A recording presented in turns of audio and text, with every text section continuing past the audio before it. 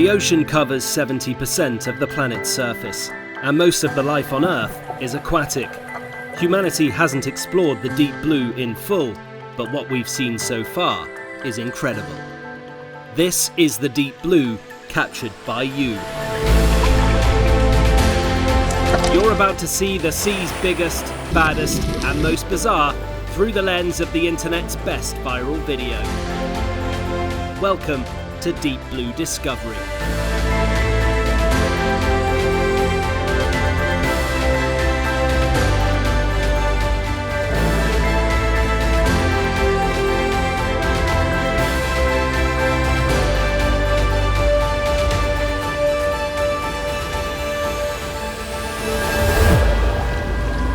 Coming up, sinkholes and cenotes. But first, the story of a viral video and a lot of sharks.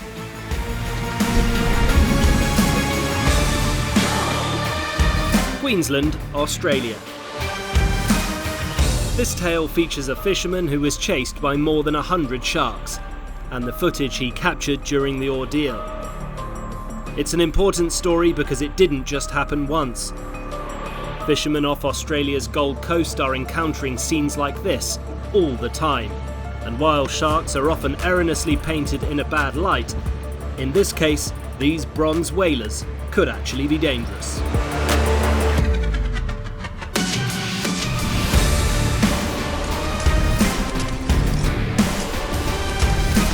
When fishermen like Wayne head out to sea, there's a good chance they'll be joined by these guys.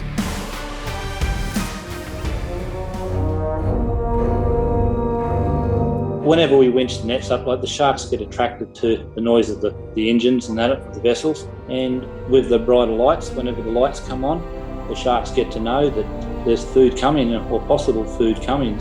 And that's what it attracts them around the vessels. And it's not just in this area here, it's all the way along the coast, from New South Wales up to Queensland right up. And the numbers, and all the fishermen are complaining about how many sharks there are.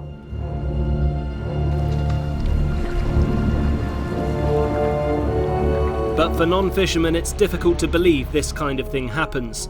So one night, Wayne decided to film more than 100 bronze whalers, or copper sharks, following his boat. This is the night of the video. That's just like an everyday occurrence to us. And we get to see, like on most nights we do work. And it was only just to show a few friends and that, just how many sharks are behind the boats. It's not just behind my boat, it's behind every other trawler that's working as well. The numbers just seem to be growing and growing, and people don't believe you, so the only way is to sort of show them. The video went viral, and people all over the world now know what these Australian fishermen have to deal with. It's kind of obvious why a shark would follow a fishing boat. As Wayne explained, it's all about the easy meal. But why are there so many of them?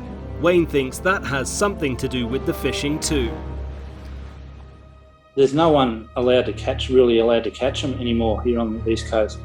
And there's only one or two people that actually do catch them in New South Wales, just a couple.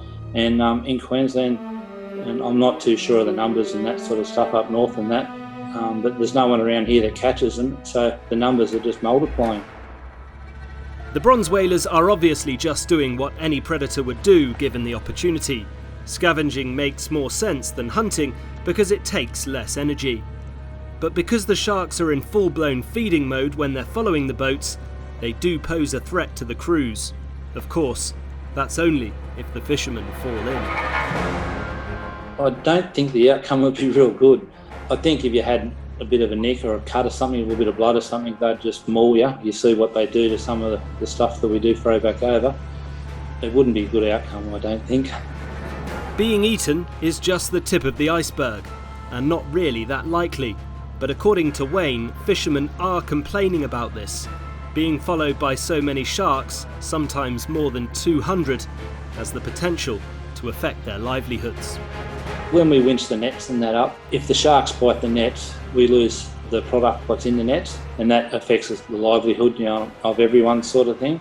And something has to be done about it with how many sharks that are around. And with the fishing and that, the numbers are more and more, and it's just going to be harder and harder to actually make a living. And even for the recreational people to actually catch a fish or a snapper or anything like that with a number of sharks.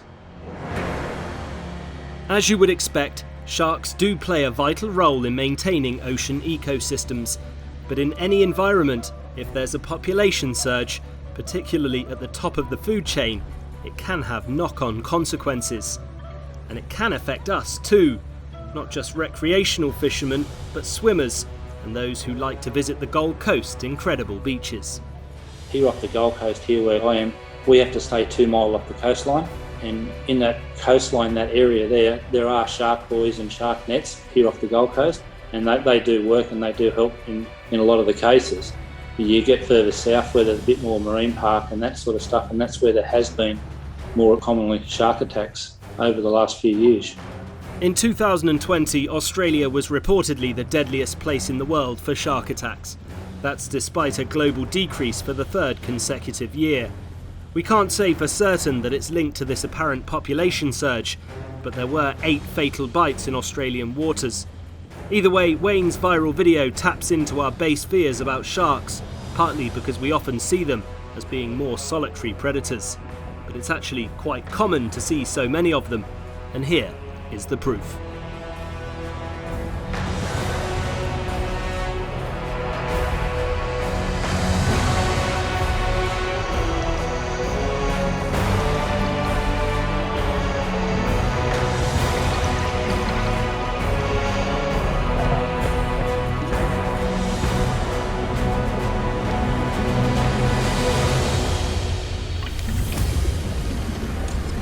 Still to come on Deep Blue Discovery, caves and caverns, the underwaters unexplored.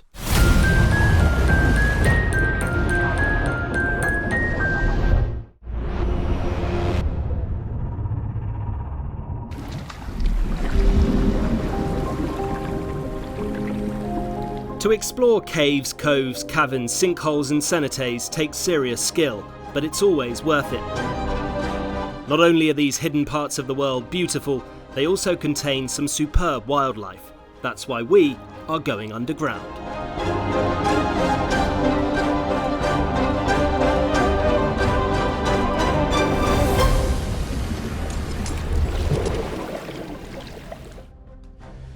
The Marietas Islands, Mexico.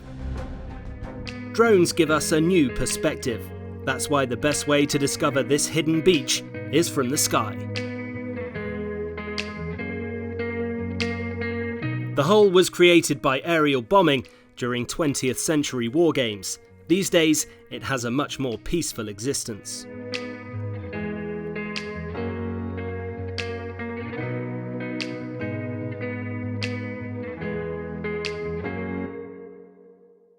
Newfoundland, Canada. Bacon Cove has a similar vibe, but it's even more chilled.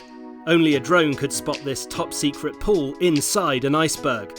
It's a natural phenomenon caused by erosion, ice cold, but somehow still tempting.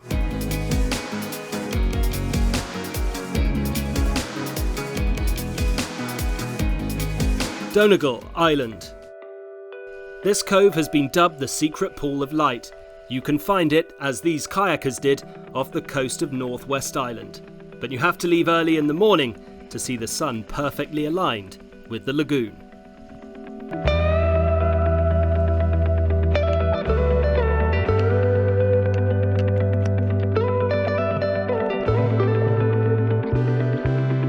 Oahu, Hawaii. You can find hidden pools in the strangest of places. In a cave in Shark's Cove, this diver found an air bubble. When it was filmed from the outside, it looked like a sea within a sea.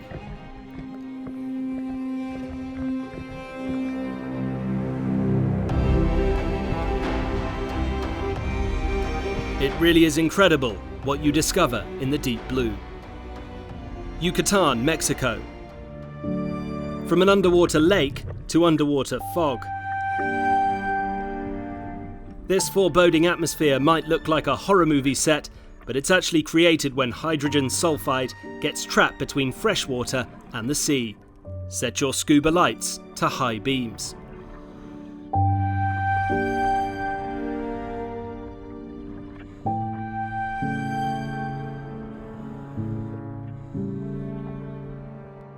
Baja, Mexico.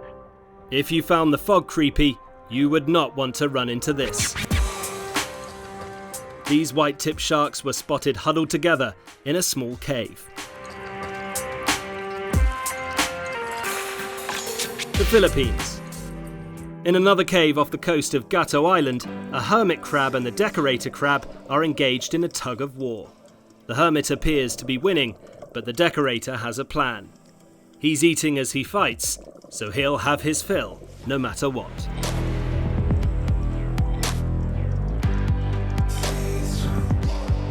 Melbourne, Australia.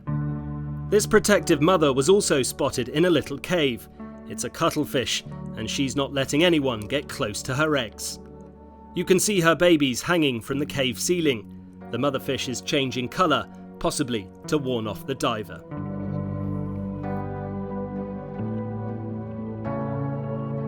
Belize. Welcome to the world's largest sinkhole. Belize's Great Blue Hole is 125 metres deep and 300 metres across. It was made famous by diver Jacques Cousteau. Now people travel from all over the globe to experience its true deep blue.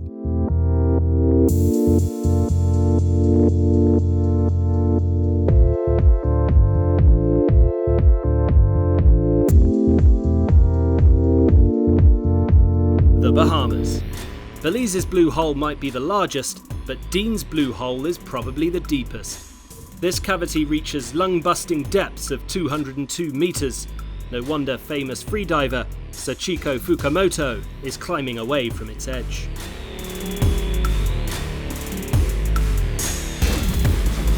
Yucatan, Mexico. Some Mexican sinkholes are known as cenotes. They occur when Yucatan's limestone bedrock collapses. Here, freediver Marianne Aventurier is exploring a shallow cenote, surrounded by crystal clear water and some sweet aquatic creatures.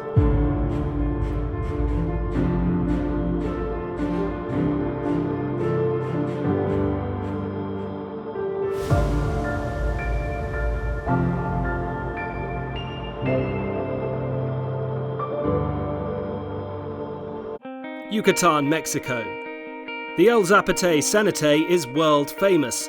It has its own collection of underwater bells. The geological structures are formed thanks to a certain chemical process that takes place inside the sinkhole. Interestingly, the remains of an extinct giant sloth species were also discovered on the floor of El Zapate.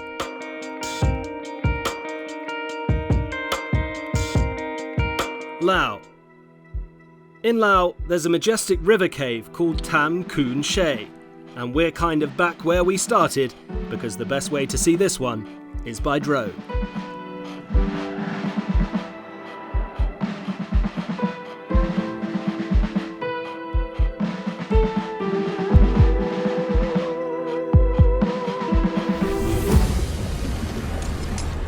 Cenotes, sinkholes, caverns and coves always come accompanied by mystery.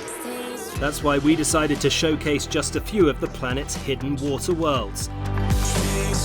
Whether it's hell's bells or battling crabs, there's something to see inside all of these secret environments. Still to come on Deep Blue Discovery, what is it actually like to swim with the biggest fish in the sea?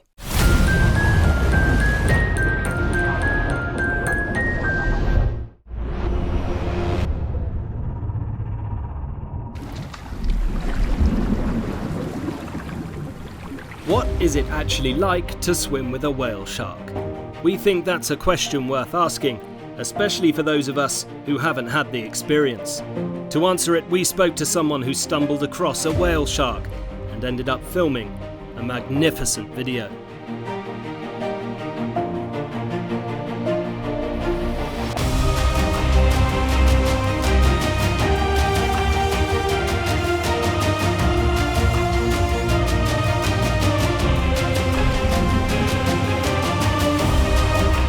Exmouth, Western Australia. It was a normal boys' day out. Benjamin Luff and his friends were looking for some larger fish near the Ningaloo Reef, when by complete chance they saw the largest of them all. So we were setting out to go fishing for the day in the lagoon, and if the weather was good enough, we were going to go out the back of the reef and look for some big pelagic fish. So as we were driving along, Logan actually spotted a whale shark. So we stopped the boat and we couldn't help it. We jumped in and had a dive with it. Their dive with this whale shark ended up producing some astonishing close-up footage. It really gives us a sense of what it looks like to swim with these ginormous creatures. But what does it actually feel like? It's a bit hard to explain. There's so many emotions running through. You've got feelings like, is this real? Because it's just so mesmerising to watch. There's happiness. You're just so elated that you're just swimming with such a beautiful creature. And at the same time, it's so surreal, but it's just magical, and I wish I could do it every day. It's that great. Whale sharks are renowned for being gentle, but many people would feel uncomfortable jumping in the water with something so large. Ben is not one of those people. As for me, myself, I'm not very fearful in the water. It's something I've become a bit more comfortable with. I've only been diving for about a year. One of my best mates got a brain tumour last year, and he loves diving. So he set a goal for me to spear a fish. So that's how I got into the water. And ever since then, I've just felt very comfortable in the water and kept progressing with it. And when it came to the whale shark, it was a bit daunting. We're probably in about 150 metres to 200 metres of water. So when you look down, you couldn't see anything but just this beautiful dark blue openness. But yeah, being next to the whale shark, which was quite large, I felt quite secure. In total, Ben and his friend Logan spent just a few minutes in the sea with the whale shark. They got as close as they could without disturbing the animal and didn't pursue it when it decided to head into the deep.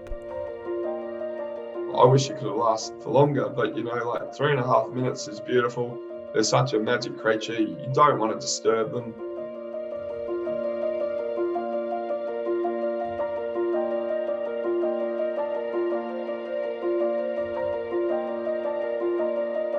We have a great group of friends, and we have a few friends up in Exmouth, and they've just been getting into diving and they love it. Actually, on that day, one of my best friends, Lucy, she was up in Exmouth. She'd flown over from the East Coast, but she'd been up there a week prior to me being up there, and she dove every day because she did a free dive course. And on the day, I offered her to come out the boat with us, but she was pretty exhausted after 5 days of consistent diving. And she was pretty jealous when we met up with her that night. And I told her that we'd swum with the whale shark, and a lot of people from where I live couldn't believe how lucky we were.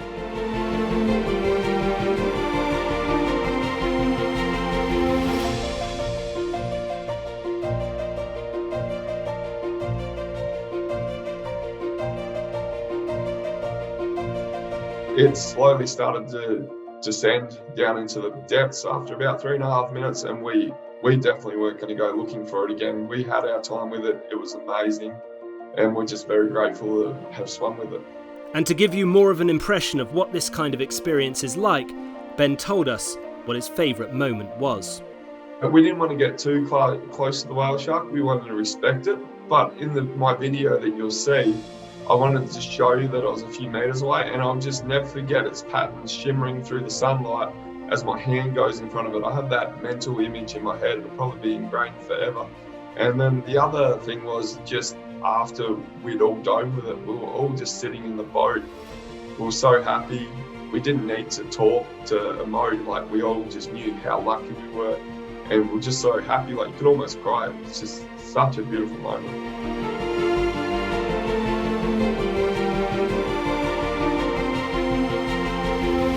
Australian sea life is second to none, especially in places like the Ningaloo Reef, but whale sharks aren't the most common. As a result, Ben considers himself lucky. When you live in Australia like I do, especially Western Australia, we have some of the best marine laws to protect our marine environment. So when you're in places like Exmouth, everything is pretty much a protected marine zone. So people can't hurt marine life there. you're always going to see something. If you're out on a boat, in one day I've seen dugongs, sharks, dolphins, turtles, sea snakes, and manta rays. So like, there is plenty to see out there. Whale sharks are a bit rarer, but if you're out enough, you will come across them, as I have.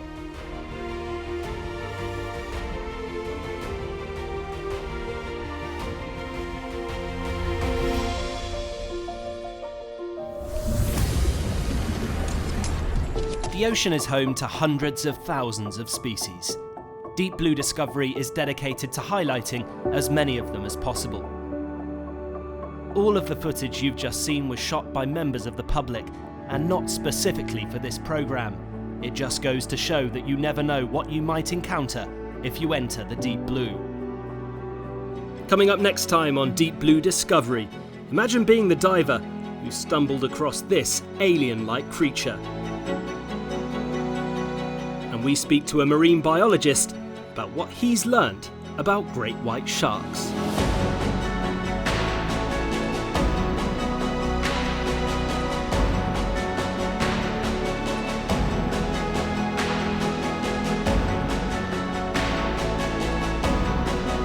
That's next time on Deep Blue Discovery.